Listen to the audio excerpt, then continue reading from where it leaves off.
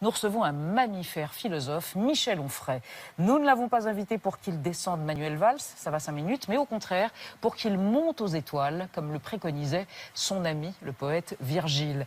Nadia, bonsoir. Bonsoir Elisabeth. Guillaume Roquette, bonsoir. Et Michel Onfray, bonsoir. Bonsoir. Cosmos, chez Flammarion. Extraordinaire bouquin qu'on a tous lu et qui nous a transportés, je crois. Pour le résumer, on ne peut pas le résumer, mais pour résumer le projet, vous avez dit, il s'agissait pour moi de transformer une catastrophe en fidélité. La catastrophe, c'est la mort de votre père, c'est ça qui est mort comme un arbre, debout dans vos bras. Et alors la fidélité, c'est quoi? C'est transmettre et faire partager son héritage? Oui, c'est l'héritage. C'est-à-dire que j'ai dû hériter de 38 € chez le notaire. Oui, c'est pas celui-là, j'imagine, qu'il fallait faire fructifier. D'ailleurs, pas touché. Ouais. Mais j'ai été très riche quand d'une certaine manière, mon père est mort. C'est-à-dire que je me suis senti fort de cette force qu'il me laissait, puisque finalement, je fais le tour du monde en faisant des conférences au Japon, en Inde, en Australie, etc. Et j'ai toujours eu peur d'avoir un coup de fil me disant qu'il était mort pendant que j'étais parti. Et là, alors que j'habitais à une quinzaine de kilomètres, donc j'aurais pu aussi ne pas être là.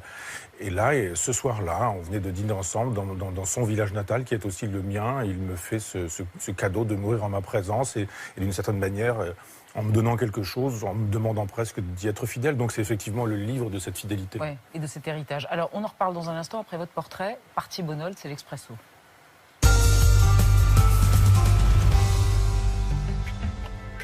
Michel Onfray est revanchard. Il aurait pu admettre sa condition d'homme du sol, cultiver le bon sens comme son papa ouvrier agricole scolarisé jusqu'à l'âge de 13 ans. Tutoyer les poussières comme sa maman femme de ménage. Rien de tout ça. Il est devenu l'homme du ciel. Artisan de la chose métaphysique, préoccupé par la place de chacun dans le cosmos. La sienne est en mouvement permanent. Son trajet des champs de betteraves à la voltige conceptuelle a connu son lot de frictions atomiques. 95 livres traduits en 30 langues, 23 coffrets de cours avec 13 CD chacun, une université populaire à Caen fréquentée le lundi par 1000 Normands parfaitement décidés à étoffer leur érudition et quantité de pugilats publics.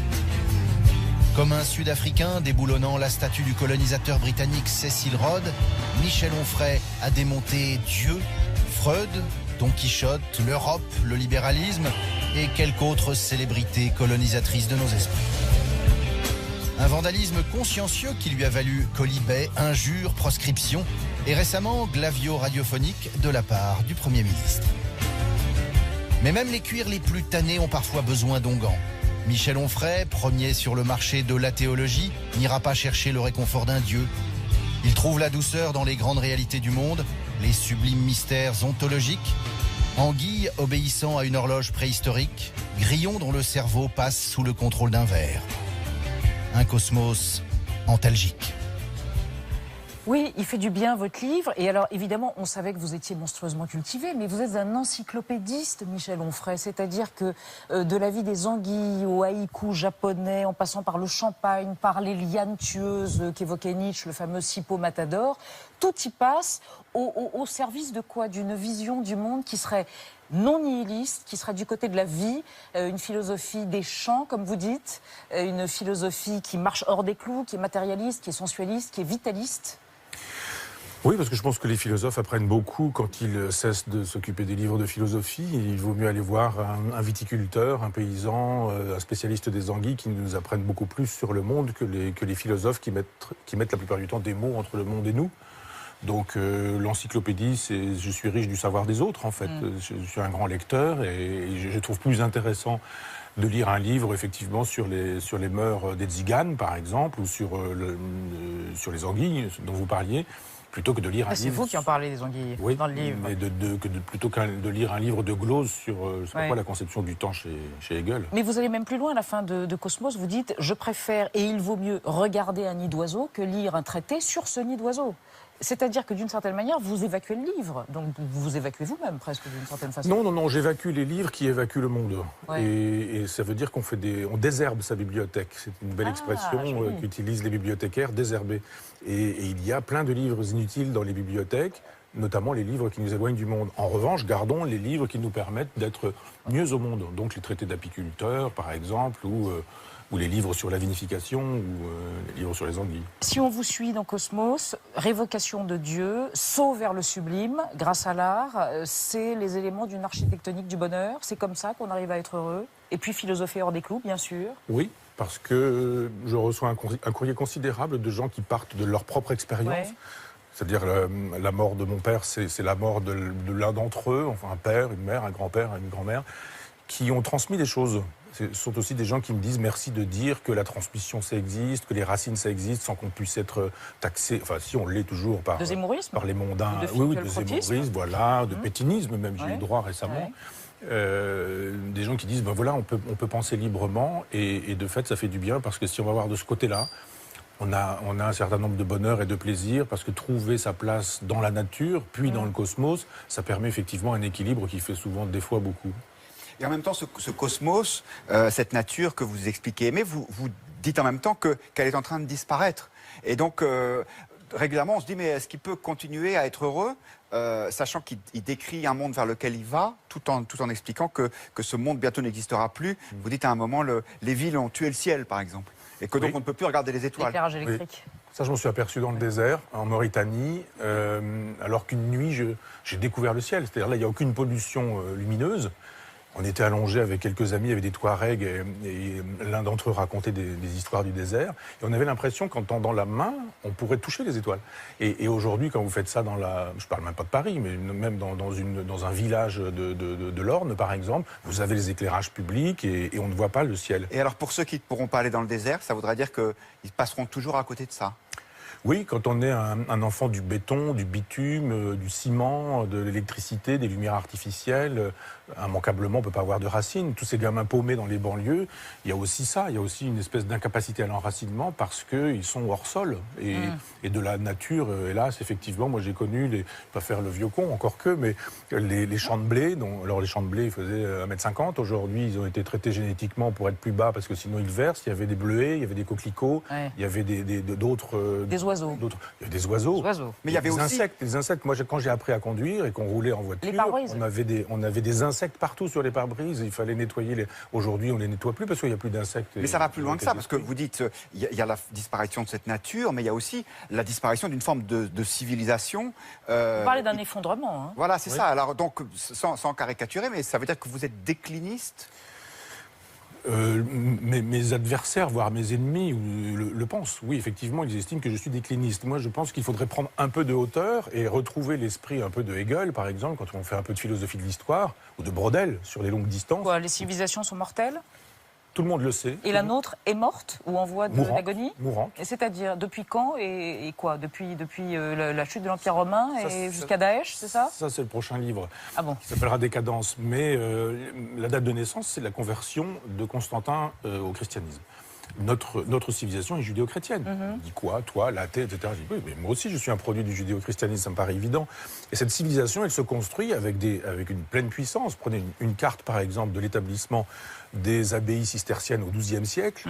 C'est incroyable, cette espèce de puissance et de vitalité, etc.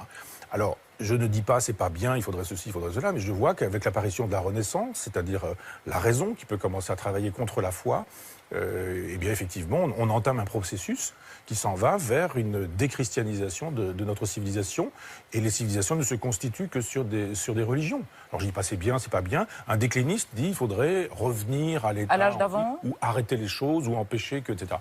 On n'empêche pas une... Et alors vous dites que c'est inéluctable? Oui. Il n'y a rien à faire? Pas grand-chose, non. Un grand sourire en voyant l'effondrement qui a lieu, mais regardez au quotidien.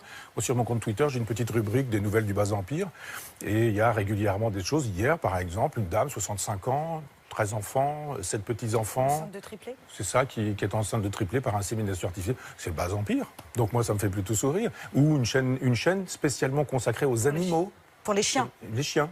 C'est-à-dire, il n'y a pas une seule chaîne entièrement consacrée aux livres, mais on va avoir une chaîne entièrement consacrée aux chiens. Voilà. Je ne sais pas comment on va mesurer l'audimat, mais ça, c'est du Bas-Empire. Oui, c'est de la décadence, donc. Bah oui. Mais le mot est honni. Nadia, Oui.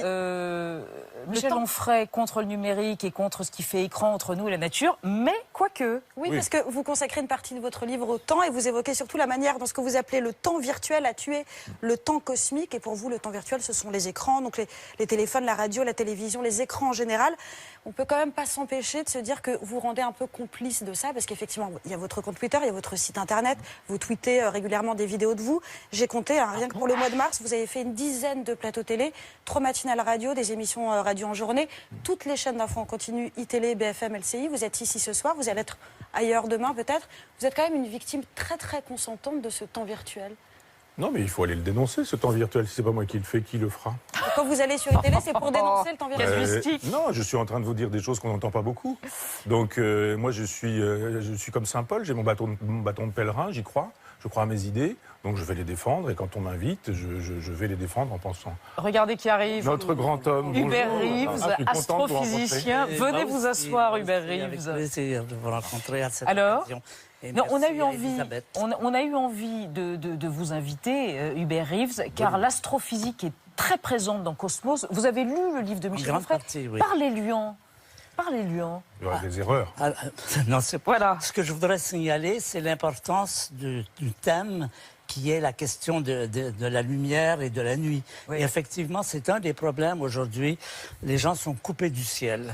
Nous avons un programme de dépollution du ciel que nous appelons « Redonner le ciel aux gens Oui. ». Parce que les gens en ville ne voient plus le ciel. Qui a vu la Grande Ourse ici? Qui a vu la Voie lactée? On ne les voit plus. Et ça, c'est vraiment important. Moi, je pense qu'effectivement, il y a une dimension importante. Moi, je me souviens, je pense que c'est la même chose pour vous, mon père nous amenait voir les étoiles, le ciel.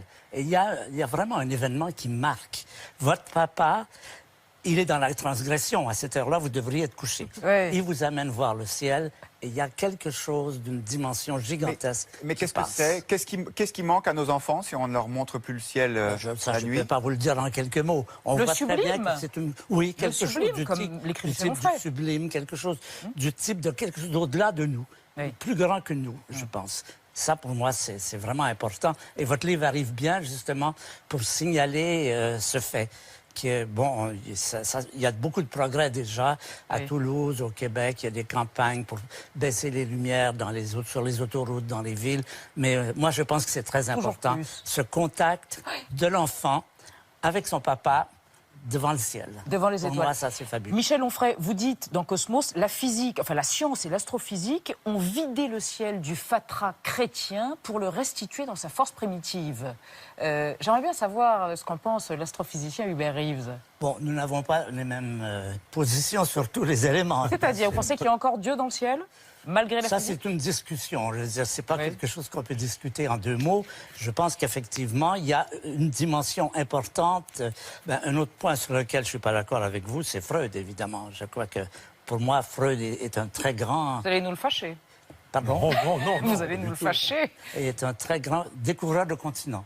C'est Christophe Colomb mais enfin, on a le droit d'avoir des opinions différentes, n'est-ce pas? Absolument. Michel Onfray, Hubert Reeves, en 1600, aurait brûlé sur un bûcher, sous l'Inquisition. Les physiciens brûlaient. Oui, probablement. Oui. Oui, il y en a plusieurs Oui. qui sont brûlés. Giordano Bruno, vous évoquez le Giordano destin de Bruno. Giordano Bruno. Oui, bien sûr. Donc, Pourquoi? Parce que c'était ou Dieu ou le oui, cosmos. parce que la vérité du monde, elle ne se trouvait pas dans le monde, elle se trouvait dans les livres qui disaient le monde. Et on lisait la Bible, et on disait la Bible nous dit que.